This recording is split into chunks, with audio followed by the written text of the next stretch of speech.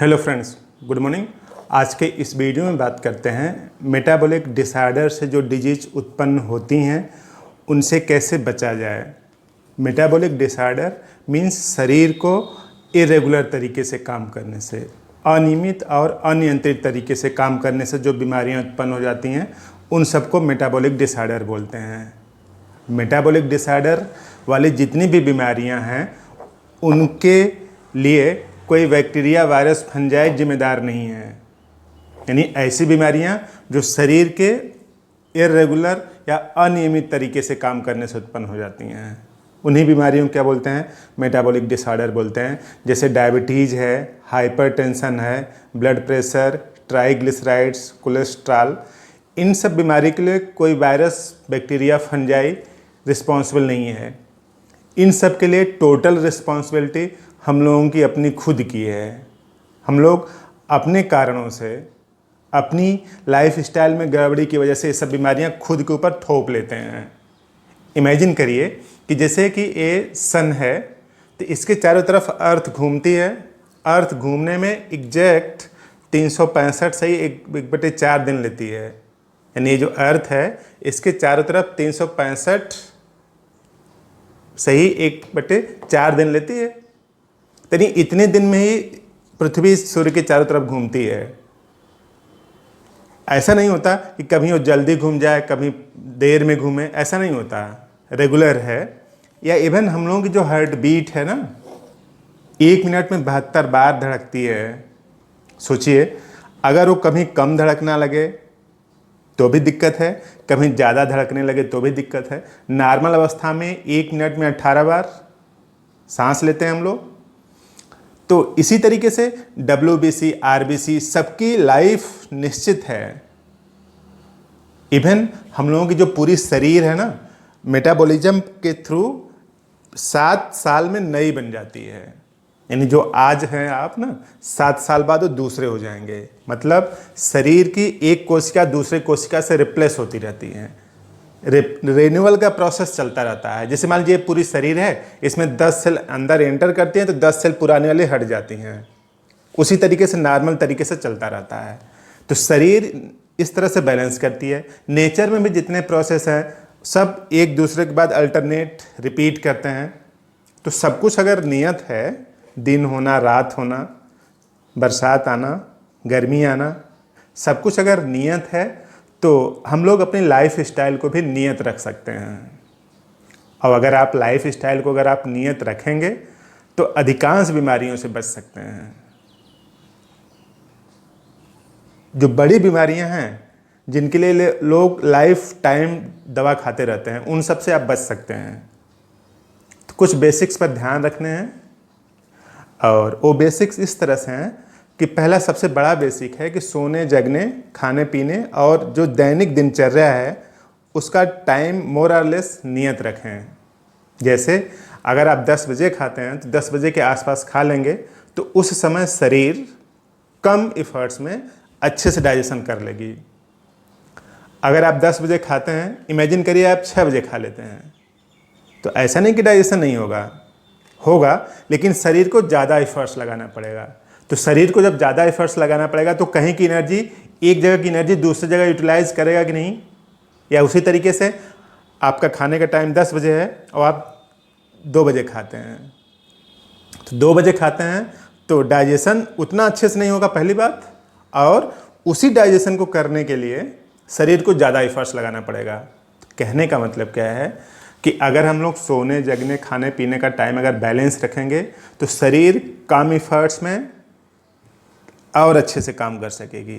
और जब शरीर कम एफर्ट्स में अच्छे से काम कर सकेगी तो अपने में जो होमियोस्टेटिस है ना, अपने में जो सामंजस्य है उसको अच्छे से बनाए रखेगी, तारतम्य बनाए रखेगी। तो सभी अंग सुचारू रूप से काम करेंगे। अनफॉर्चुनेटली अगर इन सब में बार बार फ्लक्चुएशन होता है ना, तो हम लोगों की जो ब्रेन है ना, ब्रेन के अंदर एक बायोलॉजिकल क्लॉक होती है और वो बायोलॉजिकल क्लॉक डिस्टर्ब हो जाती है। और बायोलॉजिकल क्लॉक अगर डिस्टर्ब हो जाती है तो उसी का रिजल्ट है मेटाबॉलिक डिसऑर्डर। और तो इस तरह से अपनी दिनचर्या को संतुलित रखना पड़ेगा। हल्का सा व्यायाम करना पड़ेगा, सुबह हल्का सा व्यायाम करें और दिन भर एक्टिव रहें। कुछ लोग करते क्या हैं कि सुबह तो अच्छे से खूब व्यायाम कर लिया, उसके बाद दिन भर पैसिव बने रहना है। तो जब आप पैसिव बने रहेंगे तो वो नुकसानदेह है। सुबह हल्का सा व्यायाम करिए या मत करिए, दिन भर आप एक्टिव रहिए। आप सीढ़ी पर चढ़िए अपने से, लिफ्ट का यूज़ ना करिए अगर बहुत ऊंचाई पर नहीं चढ़ना है तो। और आप फैन ऑफ ऑन अपने से करिए, तो आप एक्टिव बने रहेंगे।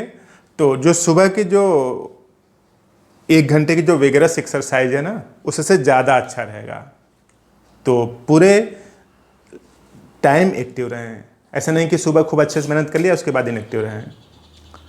और खाने में सलाद का ज़्यादा यूज़ करें।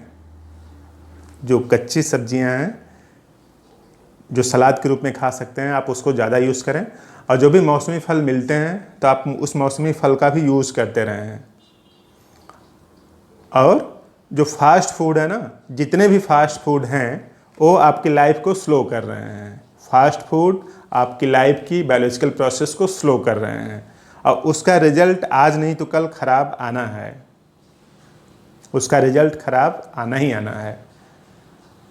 तो इस तरह से आप कई चीज़ों को मैनेज करके, जिसको मैनेज करने के लिए कुछ सिर्फ ध्यान देने की ज़रूरत है।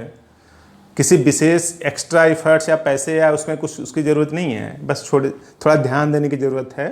इससे आप एकदम फिट रहेंगे। और मेंटली फिजिकली फिटनेस को ही फिट रहना बोलते हैं, तो फिट रहने के लिए ही करना पड़ेगा। तो इस तरह से आप कई बीमारियों से दूर रख सकते हैं अपने आप को। तो आप स्वस्थ रहें, मस्त रहें।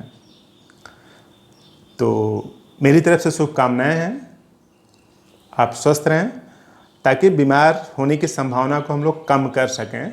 तो बीमार होने की जो संभावना है उसको कम किया जा सकता है संतुलित जीवन शैली को अपना करके। और टेंशन न लें, कुछ चीज़ें आज ठीक होंगी और कुछ चीज़ें बाद में ठीक होंगी। सब कुछ आज ठीक नहीं होगा। तो मेंटली भी थोड़ा सा अपने को बैलेंस रखना पड़ता है, अदरवाइज बॉडी में एबनॉर्मलिटी प्रोसीड कर जाती हैं। तो सब कुछ आज सही नहीं हो सकता। कुछ चीज़ें आज ठीक हो जाएंगी, कुछ चीज़ें को बाद में सही होंगी। तो समय से पहले और भाग्य से ज़्यादा कुछ होता नहीं। तो कोशिश करें कि अपने को संतुलित रखें और टाइम मिले तो अच्छी किताबें पढ़ें जो अच्छे लोगों ने लिखी है। स्वेट मॉडर्न की बहुत सुपर राइटर हैं, उनका हिंदी में ट्रांसलेट मिलता है, तो आप स्वेट मॉडर्न की किताबें पढ़ें। तो उससे कॉन्फिडेंस और साहस बरकरार रहेगा। तो शरीर के अंदर जो हार्मोनल इम्बैलेंस होता है, मेटाबॉलिक डिसऑर्डर को क्रिएट होने की जो संभावना है उसको आप नेग्लेक्ट कर सकते हैं। तो अच्छी किताबें बहुत हेल्प करती हैं। तो आप लोगों ने पूरा वीडियो देखा यहाँ तक, तो प्लीज़ इसको लाइक ज़रूर करें और सब्सक्राइब करें, फ्रेंड्स को भी शेयर करें, ताकि हम लोग एक इन्फॉर्मेशन को दूसरे इन्फॉर्मेशन सेंटर तक पहुंचा सकें। फिर वो आदमी खुद इन्फॉर्मेशन सेंटर हो जाए, फिर वो दूसरों को बताए। थैंक यू, धन्यवाद।